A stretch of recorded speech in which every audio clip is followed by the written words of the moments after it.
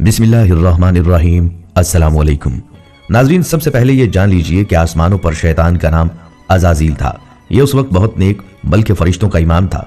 ये ताऊस मलाइका, बादशाह अफलाक, फरिश्तों का इमाम, मुकर्रबीन का सरदार, जन्नत के बैतुल माल का खाजन और मुअल्लम मलाइका था। खालिक कायनात के चंद मुकर्रब तरीन मलाइका में से था। इसे ये एजाज़ात हजारों साल तक दिनों रात की मुसलसल रियाजत और इबादत के बाइस अता फरमाए गए थे। हर वक्त हर लम्हा जिक्र इलाही इसकी सिफत खास थी। खुशनुदी रब इसका मकसद हयात था।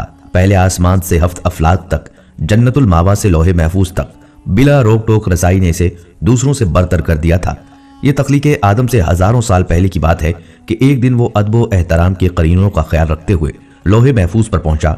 शुक्र व एहसान से बोझल पलकों को उठाकर ऊपर देखा, जहां तहरीर था आऊज़ु बिल्लाहि मिनश्शैतानिर्रजीम, यानी पनाह मांगता हूं अल्लाह की शैतान मरदूद से।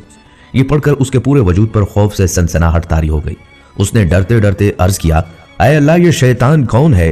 बारगाहे खुदाबंदी से निदा आई, ऐ अज़ाज़ील, ये निहायत आबिद, जाहिद, बरगुज़ीदा और मेरे मुकर्रबीन खास में से है, लेकिन ये तकब्बर में मुब्तला होकर मेरी हुक्मदूली करेगा। बस मैं उसे मलाउन मरदूद करार देकर राइंदा दरगाह कर दूंगा। रब्बे जुल जलाल की इस बात से वो लरज उठा। उसकी जुबान में लड़खड़ाहट आ गई।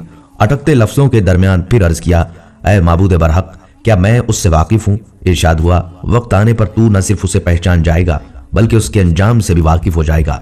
अर्श मुल्ला से आने वाले इस जवाब से उसका वजूद कांप उठा। बेख्तियार आंखों से आंसू जारी हो गए। उसने सोचा, आखिर वो कौन बदनसीब और बदबख्त होगा जो हमेशा के लिए निशान इबरत बना दिया जाएगा। बरसों तक ये ख्याल उसकी सोचों पर गालिब रहा। ताहम गुजरते वक्त के साथ बढ़ती जिम्मेदारियों और शदीद मसरूफियात ने इस वाक़े को उसकी यादों से महव कर दिया। फरिश्तों के उस्ताद की हैसियत से उसकी जिम्मेदारी दरसो वाज भी थी, जिसका आसमानों में दूर दूर तक चर्चा था और मलाइका की बड़ी